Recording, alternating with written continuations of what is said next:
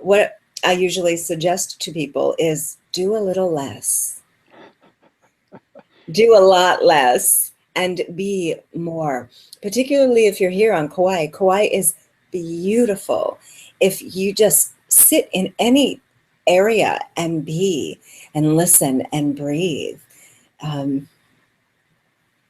When we allow ourselves to be quiet, in other words, we help to digest some of the impressions that we've taken in. Impressions through the senses. A lot of times we have this barrage. On Kauai, we don't have billboards. We don't have a lot of that visual clutter. But on the mainland and in many places, people do have a lot of that clutter.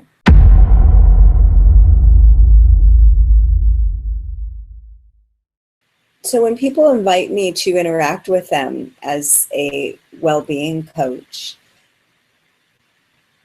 what I do is ask them, what is your intention? In yoga, we call that Sankalpa, sacred intention. What is my intention? So sometimes it's as simple as losing some weight. Sometimes it's as simple as healing someone's heart or grieving or a broken heart.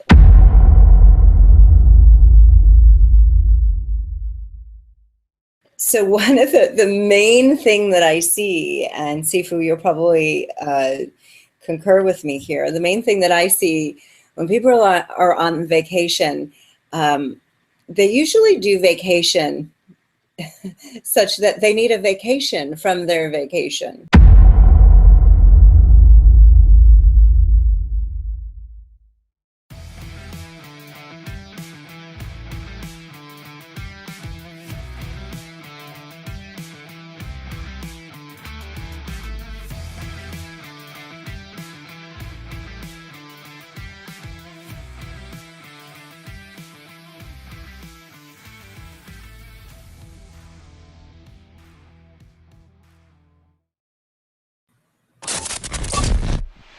Hi there, this is Sifu Slim coming to you live from Kitzbühel, Austria.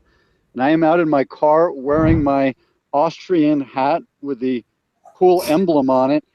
And I am part of the woodwork over here. I've been here since June. I love it. I have a German ancestry, not Austrian as far as I know, but I haven't checked my DNA yet. I could have been way back when from this part as well. And I'm in a ski resort right now. I left where I live because we don't have fiber optics there. And I went out to the ski resort. So if you're anti-EMFs, this is not where you'd want to come because the internet signal that I have here is tremendous. So that's what's happening in 2017 in the modern era. People are dialed in on their digital devices, and it's very powerful here at the ski resort, which you think of back in time, you know, people getting by foot, you know, kind of climbing up to where they needed to go. Later, the probably used mules and tractor type things, and then eventually the chairlift, and now the high performance, high speed quads and these gigantic gondolas. So that's the progression of the world.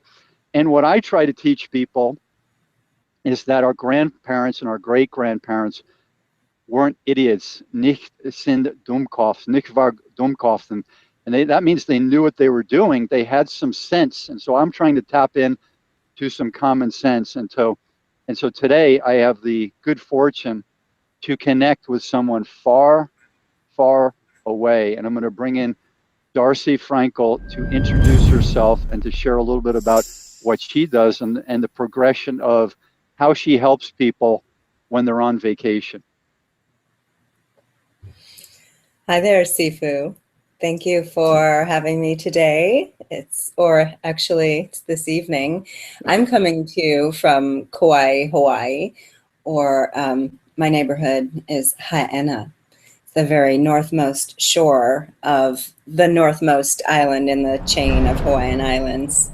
We've had a beautiful storm today, lots of lightning and rain, and the bridge closed, which is unusual.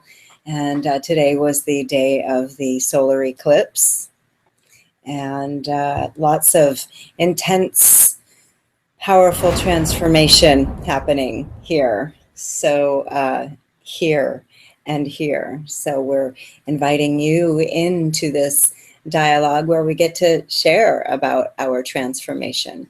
And so you're wanting me to talk about how I'm a relaxation specialist and help people on their vacation, yes?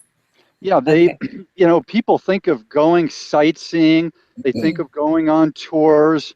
They definitely, many people are foodies. I mean, my parents, throughout my life, I've seen them get more and more into food, and and they call themselves foodies.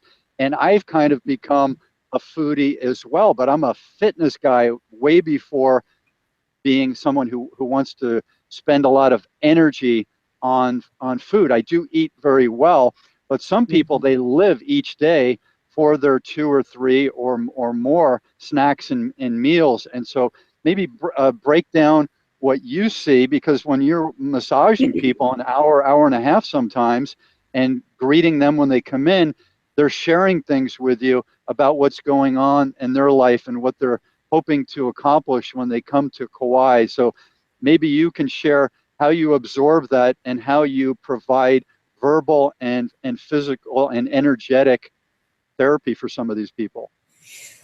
Okay. Well,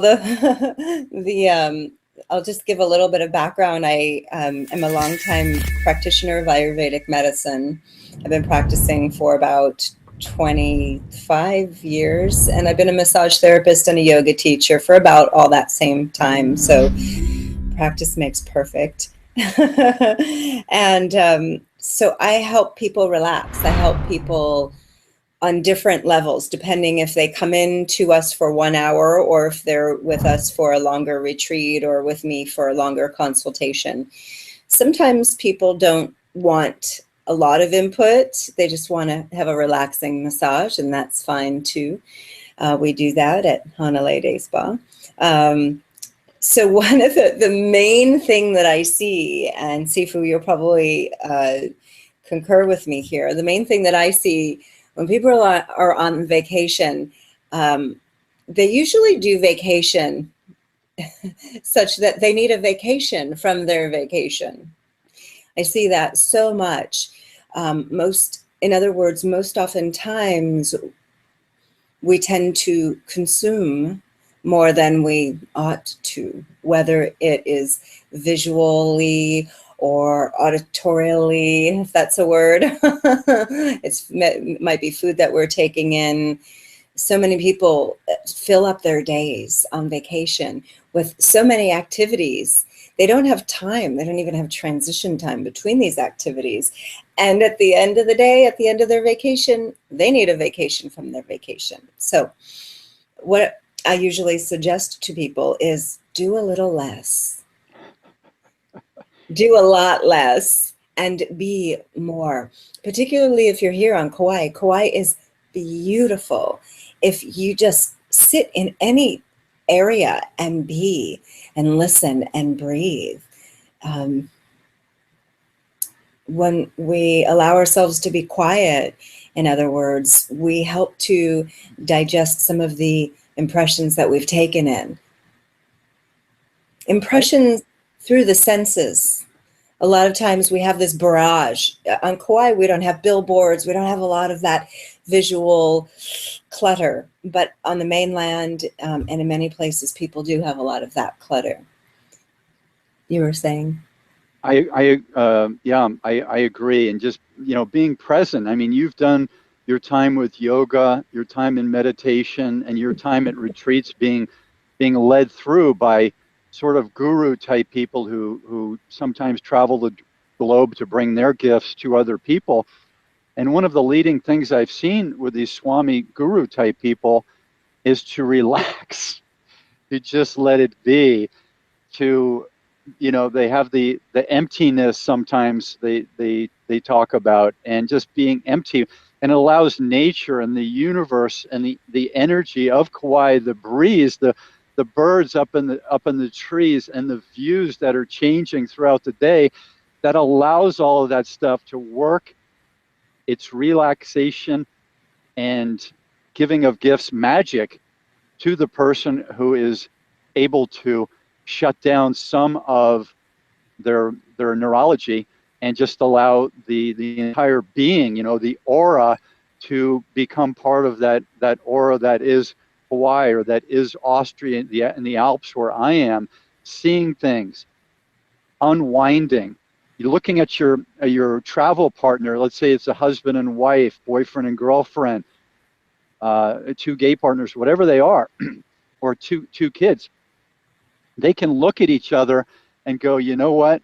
We've just gone through high school, or we've just gone through our 6 months of hard work or education or whatever it was, and now we're looking at each other and going, isn't this a blessing? And I'm so glad that you're part of this with me, and I really dig you, I really love you, and so thank you for being a part of it. And it's a whole new thing that transpires without our yaps opening, so to speak. What do you think about some of those things?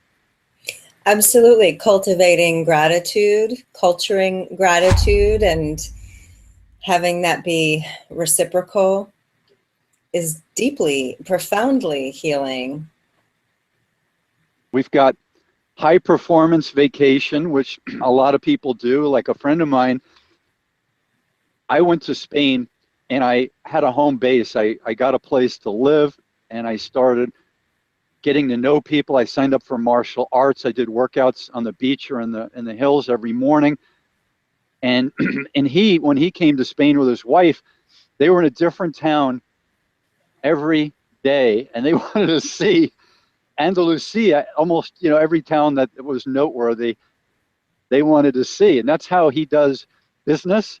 That's how he plays golf. He's wired for high performance, and I'm not suggesting he should change his wiring. I'm just sharing that we're different people. I am more of a deeper connection. I'm a less is more person. Not that I don't do a lot per day, but I don't need to drive as far as do as many things as he does. Like one year I was invited to 3 weddings in one day. And what I said to people is that I can't do all 3 weddings. There's no way I can come to some other event that you're hosting. 3 events of weddings in one day, because I really want to get into some of these weddings. I don't want to just make an appearance. And that's a little bit about how I'm wired. How are you wired, Darcy? I'm more of a being person as well. I like to drop in. You know, I spent a lot of time cultivating and a nice level of quietude and de-accumulating tension in my nervous system so that I can just be more. I don't feel I need to chase anything or rush. Yeah. So high performance vacation versus meeting people and doing some deeper stuff. So I was with my folks in Maui, 2002, I think. And I met some hippies who were eating breadfruit right out of the tree. And they, you know, they had dreadlocks and Indian type outfits, yoga pants.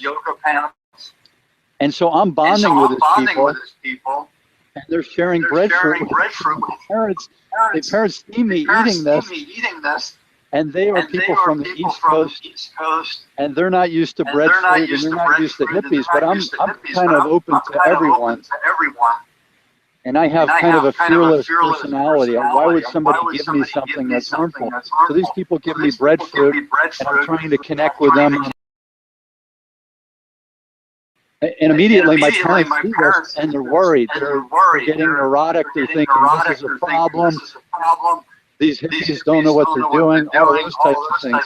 So I want to dive into deeper things, and I want to see what the locals, the people who know, are doing. And some people call what I do random conversations. But the way I do it, sometimes these random conversations turn into a really good bonding and learning section.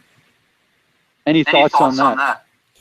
Hi, this is Sifu Slim, author of The Aging Athlete. In this book, you're going to get to hear about two different groups of former high-performance athletes. One group, which is made up of 90% of the former athletes, does not do physical activity on a regular basis and tends to suffer the consequences of a sedentary lifestyle. The other group, which is made up of 10% of the former athletes, is doing physical activity on a regular basis and tends to thrive through the aging process, or at least has a better chance at coping with the aging process. We could have taken these folks to a lab and done all kinds of tests on them. Instead, we slowed them down and sat them down and asked them, in their own words, to describe why they're wired the way they are, so that we all, former athletes and non-athletes, can use some of their inspirational and motivational and mindset lessons in our own lives. I hope you pick up a copy today. You can go to theagingathlete.com. And when you have a chance to read it, I'd love to hear back from you to find out what your thoughts are on the stories of these aging athletes.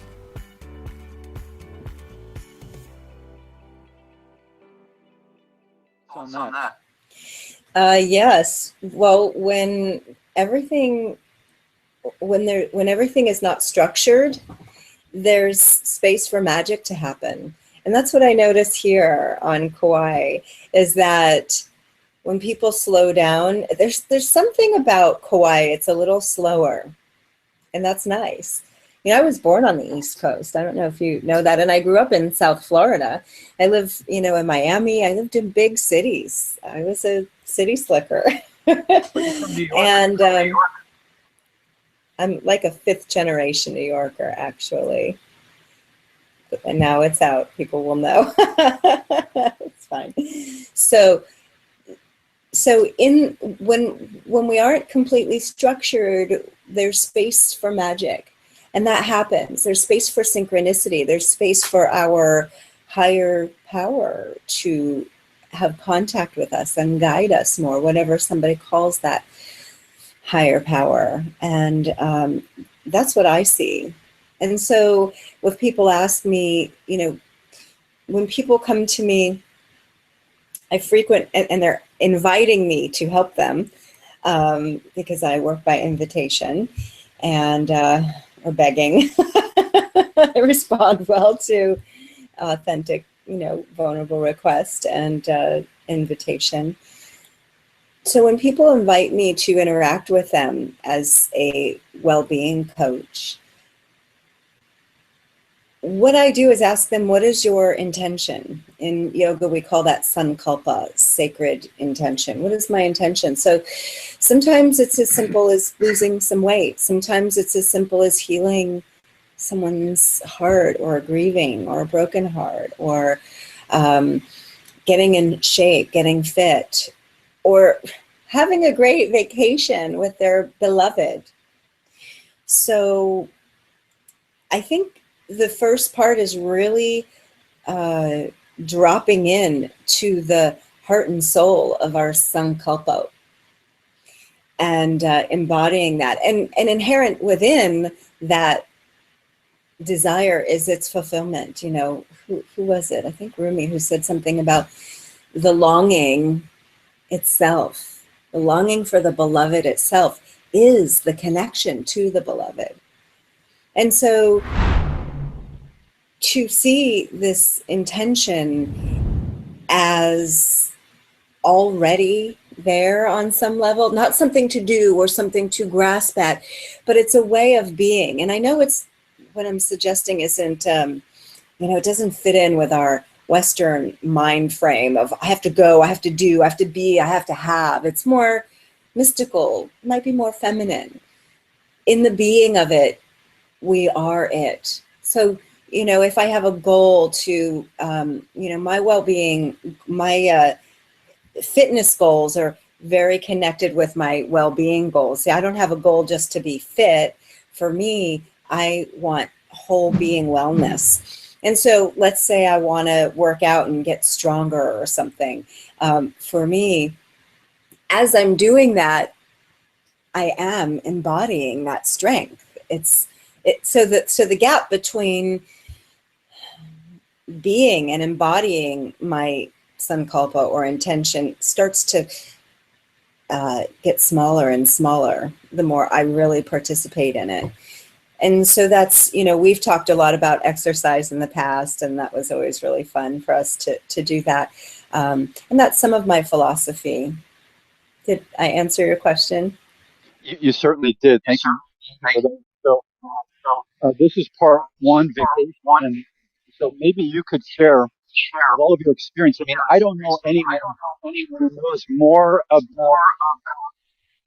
than you do. I mean, the tour guides, some of them spend 8 hours with someone, and they probably get to know them. I do know some tour guides, but I've never connected with someone who has that much experience with vacation as you do. You've done it for a long time, and you're in a very intimate setting with these vacationers. So could you share your top 3 or 4 points if you had to be in New York for a second and you were just driving them around Hawaii, like let's say your sister-in-law or your best friend who's an investment banker in New York City, not just Darcy the healer, Darcy the, hey, I want to share 3 points and if 4 points, and if you follow these, I really think this will help you and it will help almost everyone who comes to Kauai. Could you share those points with us? Okay. So I think the first thing I would say is do less. Whatever you want to do less. So do less and have unstructured time where you can be in nature. Get lost in nature a little bit. Go for a long walk. If you can take your shoes off, great. Be in nature. And eat. I would say one of the suggestions would be enjoy some of the local fruits and foods, and try eating a little bit lighter, more on the vegetables instead of heavy carbs, so you can feel good and look good in your bikini or bathing suit. That might have been too many. Now, did you want like specific places to go and see? Is that one of the things you were asking for? I would think the general points so that what you're sharing would work if we even went to the Catskills mountains. Anywhere. Yeah. Generic vacation tips. So do less, be more, get lost in nature. Even if you are in a huge city, look at a tree, watch the leaves, enliven your senses. There's so many times each day that I feel the breeze and it feels delicious on my skin. I mean, I could just feel the temperature so ignite your senses, smell, look, hear, listen to the intricate sounds, look far, look close, just really imbibe nature with as many senses as you possibly can. And part of the reason why I suggested eating a little cleaner was because our sense of taste, when we have a lot of carbs and a lot of desserts, sometimes we can create what we call in Ayurveda AMA, A-M-A, not the American Medical Association, but AMA means toxins. And so when we have a lot of combinations of foods or have heavy foods, we get a little coat on our tongue, and that it interferes with our ability to taste, actually, and our ability to digest, assimilate, and eliminate. So by eating a little lighter, a little cleaner, we're just purifying our senses in a gentle way. Wonderful. That's exactly what the people need to hear. I'm going to show you what I'm eating. Let's see. So I did 2 hours of training with someone this morning out in a natural setting. So this is celery, and it's stranded, strands of celery that are about an half long, and it's in a fermented solution, and it's organic, which is the word bio. In Europe, a lot of the countries use bio for organic. And so this is really helping level my stomach acids. It's providing a place for all of the good natural bacteria to proliferate.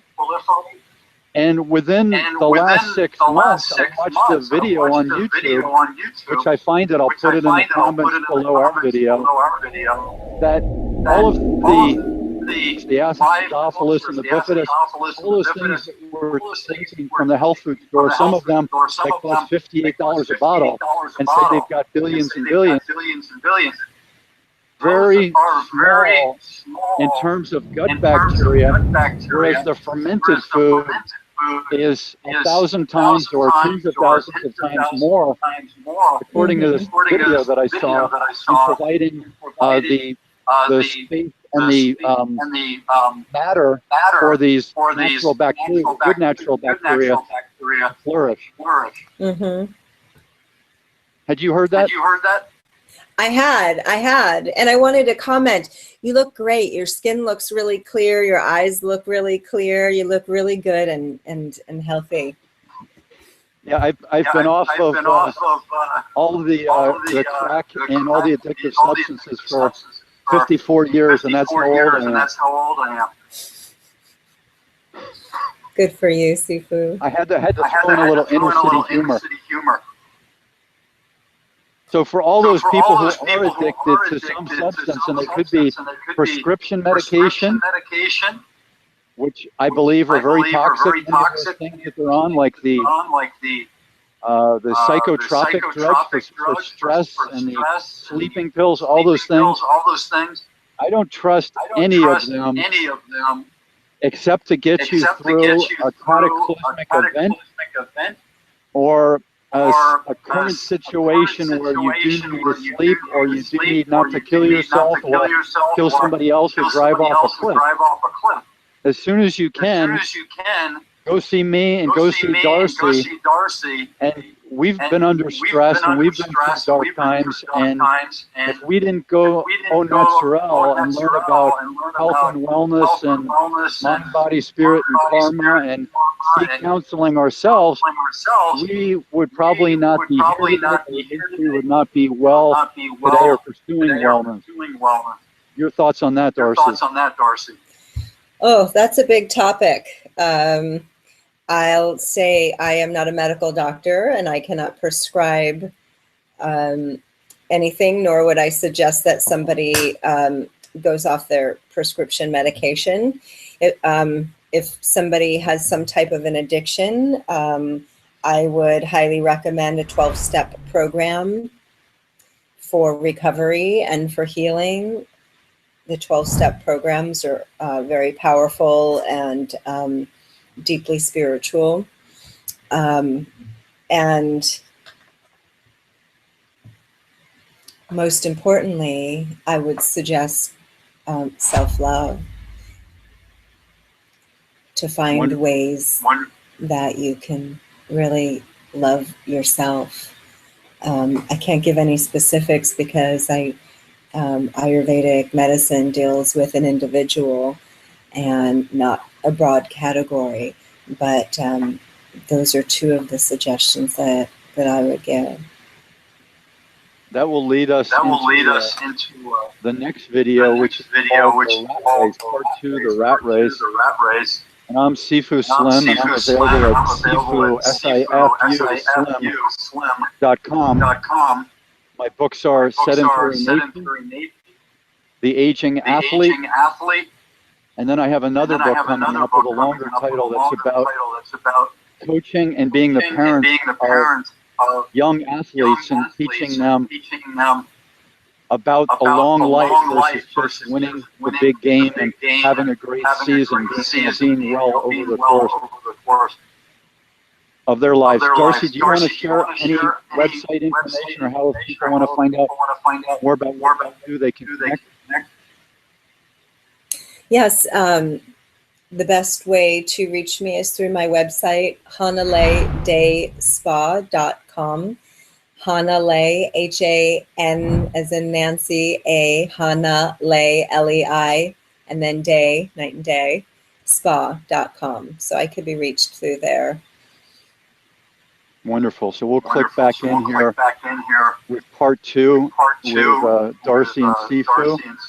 And we welcome any comments you may have, and we ask you to be respectful and fair in your comments. And we're here to share what we know, and we're not saying we know everything by any circumstance, by any condition.